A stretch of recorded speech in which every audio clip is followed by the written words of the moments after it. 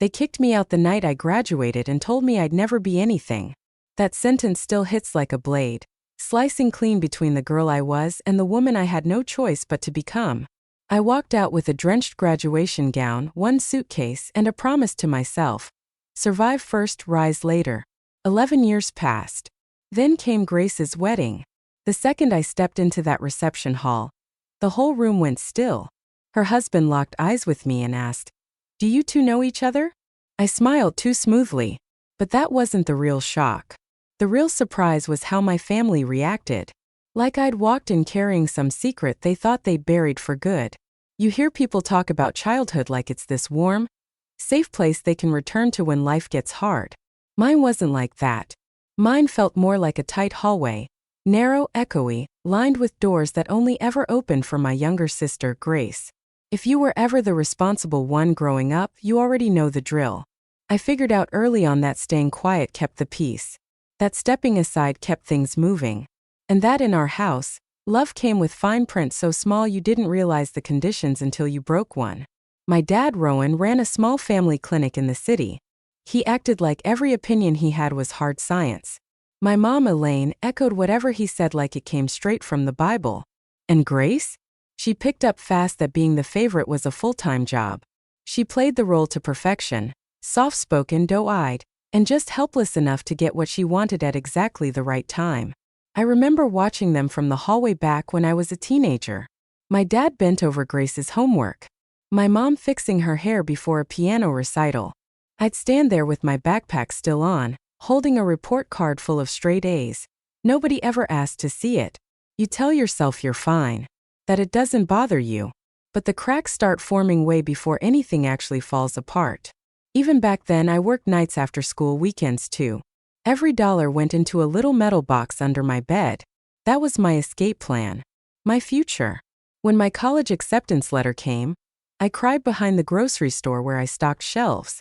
Grace got balloons, cake, a big family dinner. I told myself it didn't matter. That fairness was just one of those things some people don't get. I met Evan years later. I was working the night desk at a hospital, studying between patient charts. He was a resident back then, sharp kind, always noticing when I skipped meals or passed out on my notes. He didn't ask much about my family. Maybe he could tell I kept that door locked tight. Then came Liam. A little miracle with a wild laugh and sticky hands. Proof that I could build something better than the mess I came from. For a long time I avoided anything tied to the Hart name. No family photos. No holidays. I wouldn't even drive past the clinic. But then the wedding invite showed up. It wasn't that I wanted to see them. The envelope just felt heavy in a way I couldn't explain. Deep down, I knew walking into that ballroom would mean facing a part of my life I'd kept sealed off for over a decade. 11 years later, I walked into Grace's wedding. If the past had a temperature, that ballroom was it. Too bright. Too perfect. Too desperate to pretend nothing ever happened. Gold light bounced off the marble floor, and guests in fancy suits glided around like they were posing for a magazine. I paused at the entrance, smoothing out my dress and taking a slow, steady breath. Evan rested his hand gently on the small of my back. Liam held onto my fingers, stretching his neck to catch a glimpse of the massive cake across the room. "Mom, do we know anyone here?" he whispered. "Only ghosts," I thought to myself. As we stepped in, the conversations didn't exactly stop, but they shifted, soft and sudden, like curtains catching a breeze. Faces turned. Eyes locked on us. The change was subtle, but I could feel it. Recognition rolling through the room in quiet waves. A few doctors froze mid-sentence when they noticed my name on the place cards by the door. I'd seen that look before in hospitals and conference halls, but never at a family wedding, especially not one hosted by the same people who once told me I'd never amount to anything. Then Grace appeared. She turned toward me with that same expression I'd memorized as a kid. Shock that quickly morphed into calculation, and then panic. Her white gown shimmered under the chandeliers, but her shoulders tensed, and her attempt at a smile trembled like a bow tied too fast. "Adeline," she breathed, like just saying my name might summon something she wasn't ready to face. Behind her, my parents froze in place. Rowan's jaw locked tight. Elaine's hand shot up to her necklace, a nervous tick she always used when she got blindsided. as if clutching those pearls might somehow rewrite what was happening. Why? Why are you here? My mother whispered. I held up the invitation. I was invited. Before they could say a word, someone else stepped forward. A man, broad shoulders, sharp suit, the kind of calm confidence that comes from years of reading patient charts in people's faces. Daniel. Her husband. The groom. He looked at me with the trained eyes of a man used to diagnosing things fast.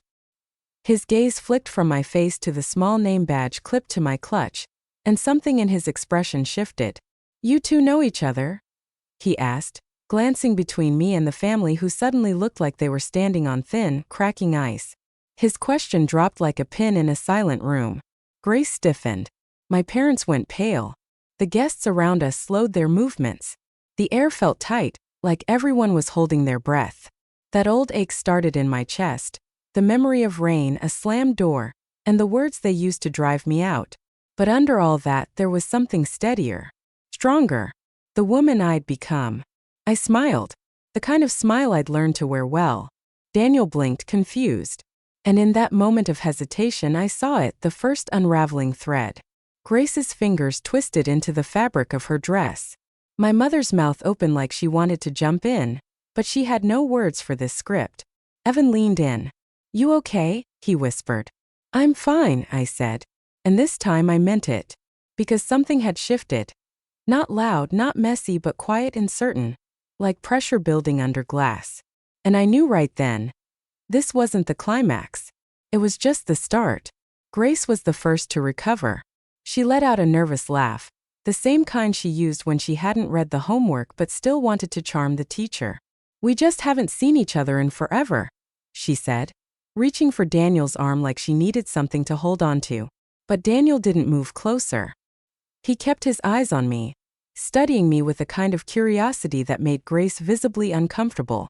Your last name is Hart, he said slowly. So is hers. But you never mentioned that. She doesn't like talking about the past. My mother jumped in, her voice a little too sharp. Today's supposed to be a happy day.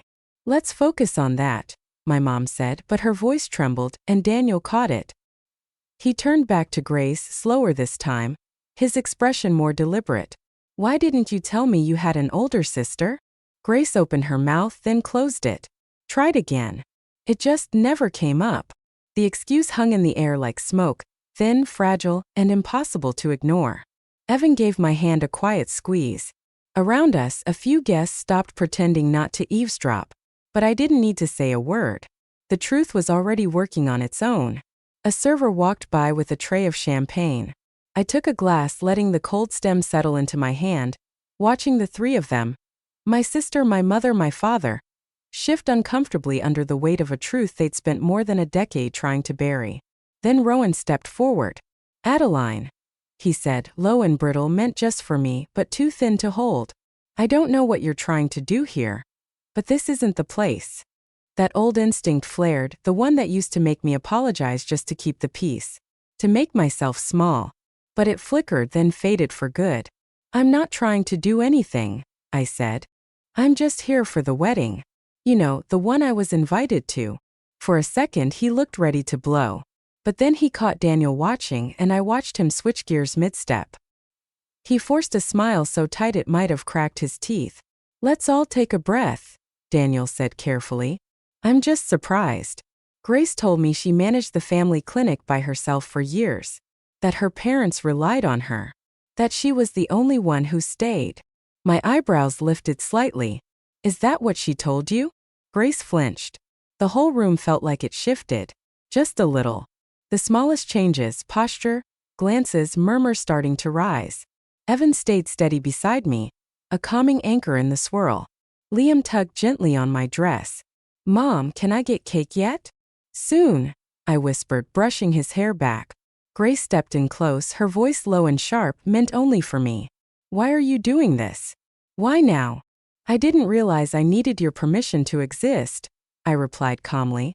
Her eyes filled, not with guilt but with fear. The kind you get when a mask starts slipping and you've got nothing left to hold it up. Seconds later, she disappeared down the hallway, heels clicking too fast for a bride. Elaine followed without a word. Rowan stayed behind, glaring at me like I'd shattered the life he'd built for Grace with one step through the door. But all I'd done was show up. Evan leaned in again. "She's unraveling," he murmured. "No," I said softly. "She's revealing." And when I finally followed her into that hallway outside the restroom, something in me had shifted. I wasn't the soaked 18-year-old girl they cast aside. I wasn't asking to be believed anymore. Now I was the one they should have been afraid to lose. I found Grace gripping the edge of the marble sink like the whole room might tilt without her holding it down. Her reflection looked like glass about to crack. Eyes too wide, breath too quick. No makeup or jewelry could hide that kind of panic. When she spotted me, her posture snapped straight. "You had no right to come here," she hissed, her voice fraying. "I was invited," I said. "By your husband." Her jaw tightened. "Daniel doesn't know everything." "I'm starting to pick up on that," I replied. For a moment, neither of us said a word. The soft music from the ballroom drifted in romantic, gentle, completely out of place. Then Grace spit it out. "Why now? Why today? You couldn't just let me have this one moment." "I didn't come here to ruin anything," I said quietly. "I just showed up. The rest? That's on you." Her eyes flashed, but the fury couldn't fully hide what was underneath fear. "He can't find out," she whispered. "You don't understand." "I understand perfectly." She flinched. "'Cause I did understand. I understood all of it, the years of lies, the version of the story she sold to everyone. That I dropped out. That I was unstable. That she'd carried the family's burdens alone. All while living off the chances that were only hers because my future had been stripped away. "Grace," I said, steady and quiet, "you can't build a life on a version of me that never existed." She grabbed my arm. "Please don't say anything else out there." I gently peeled her fingers off. "I haven't said a word," I replied. And that was what scared her the most. Back in the ballroom, you could feel the shift. Conversations faltered as we walked by. Eyes followed. My parents were huddled near the head table, whispering frantically to Daniel, who looked more and more unsettled. Evan walked over, Liam on his hip. "People are starting to ask questions," he said softly. "Let them," I answered. We returned to our table just in time to catch a doctor from one of the top hospitals greeting Daniel. Then he turned to Grace with a warm smile. "So, how many years did you work at the family clinic again?" Grace straightened, plastering on her brightest smile. "Oh, I've been managing everything since college." The doctor nodded politely. "And where did you study again?" "I think Daniel mentioned Stanford." Grace jumped in fast. "I completed a specialized track." The doctor paused, clearly surprised. "Really? I collaborated with faculty there for 5 years. I don't remember that program." Daniel went rigid beside her. And I felt it, that moment the thread finally gave out. He turned to her slowly. "Grace, which professors supervised your program?" Her lips parted, but nothing came out. Rowan jumped in. "This is ridiculous. Today is supposed to be about joy." Elaine reached for his arm, her hand shaking. "Let's not do this here." But Daniel wasn't hearing them anymore. His eyes were locked on Grace. "You lied," he said quietly. "Did you even go to Stanford?" Grace's breath caught. And then silence. Real heavy silence. The kind that bends the air. I didn't step forward. I didn't say a word. I just stood there, watching it unfold like a witness watching a building lean, knowing it was about to collapse under the weight of its own weak foundation. Daniel exhaled sharply. "Grace, who's she really?" he asked, nodding toward me. "You said she was unstable. You said she cut the family off. You said I had to." Grace broke in, the words tumbling out fast. "If I didn't, they would have looked at her, not me. You don't know what it was like."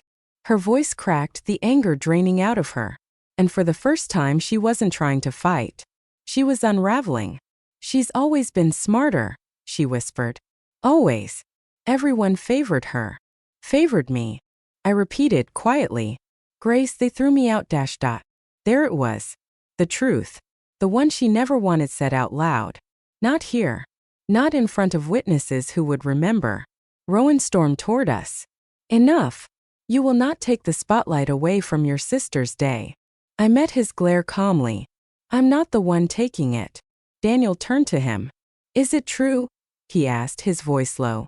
Did you kick her out on graduation night? Rowan's nostrils flared. She was ungrateful. She refused to help at the clinic. That's not what you told me, Daniel cut in. You said she left because she couldn't handle responsibility. Grace closed her eyes tight. And me? My pulse finally leveled. This wasn't revenge. This was truth, rising to the surface on its own. In fact, Daniel continued, the clinic records don't match what Grace told me either. I checked. She was listed only as a receptionist. Nothing more. Elaine paled. Rowan took a step back, unsteady. And just like that, the story they'd spent 11 years building began to collapse. Daniel turned to me. And you? Your name shows up in the old admin systems, training logs, billing reports. Why would she be listed there? I met his eyes. Because I helped run the place, I said. Grace sucked in a breath.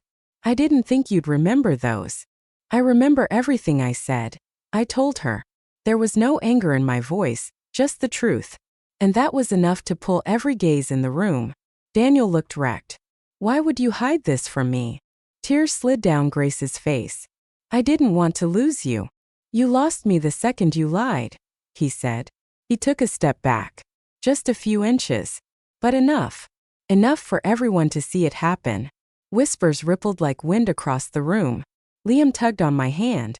Mom, are you mad at that lady? I knelt beside him. No, sweetheart. Just sad. He nodded, serious. People shouldn't lie. Daniel came toward me, slow and careful. Adeline, he said. How much of what they told me about you was false? Most of it, I said. Rowan lurched forward. Don't listen to this. He didn't finish. Because just then a man stepped into the ballroom. One of the investigators I'd quietly spoken to months ago. About the clinic's financial discrepancies. He didn't bring drama, just a plain envelope. Quiet facts. Rowan froze. Elaine wavered on her feet. Grace made a small broken sound. I didn't move. Didn't speak. Didn't even blink. Because justice doesn't always come crashing in. Sometimes it just walks through the door and stands still. Long enough for the guilty to see themselves. Rowan cleared his throat. This is a private event. The investigator replied calmly. I won't interrupt the reception. I'm just here to deliver documents regarding the clinic's billing practices. They should be reviewed promptly. He extended the envelope. No one reached for it. So I did. Not to keep it, just to pass it to Rowan. You should open this, I said quietly. The room was so silent I could hear the paper tremble in his hand. Evan came to stand beside me. His presence solid, reassuring. Liam leaned against my legs, sensing the tension but too young to grasp it all. Daniel looked at me. Not with pity but something deeper. Respect. Regret. A kind of clarity. Grace had none of that. She dropped into a chair like the air had been pulled from her. Her gown bunched around her like a curtain that had finally fallen. Hands shaking, eyes empty. I didn't feel like I'd won anything. I just felt free. Daniel took a breath. You two know each other, he said again, but this time the words felt heavier. Real. I gave him a small smile. Too well. And this time everyone understood exactly what that meant. The wedding ended in a silence no music could cover. Guests drifted out in quiet groups, whispering, stealing glances. Part sympathy, part disbelief. Evan drove us home, his hand over mine the whole way, steady in a way my childhood never had been. Liam fell asleep in the back seat, his soft breath peaceful. By the next morning, the investigation at the clinic had escalated. I didn't chase it. I didn't fan any flames. I just answered their requests for old records. The same ones they once forced me to bury alone. The fallout? That was theirs. A week later, Daniel reached out. Not for drama, just for closure. He apologized for believing what he'd been told about me. I accepted. Not because he deserved forgiveness, but because I didn't need anything from that story anymore. Life settled into something softer. My office felt lighter. My garden brighter. On weekends, Evan and Liam built model rockets out on the patio, their laughter floating through the open windows while I sat nearby, reviewing proposals for a new scholarship fund. One meant for students like me, the kind who never had a safety net. I didn't forgive my family, but I didn't hate them either. I just let them become what they always were. A chapter I'd already moved past. Justice doesn't always shout. Sometimes it's just the quiet knowing that you walked away whole, and the truth finally caught up with the people who tried to break you. I built a life they can't reach, family they can't rewrite, and a future that's mine alone. If this story spoke to you, drop your thoughts in the comments, and make sure to subscribe for more real, soul-deep family stories.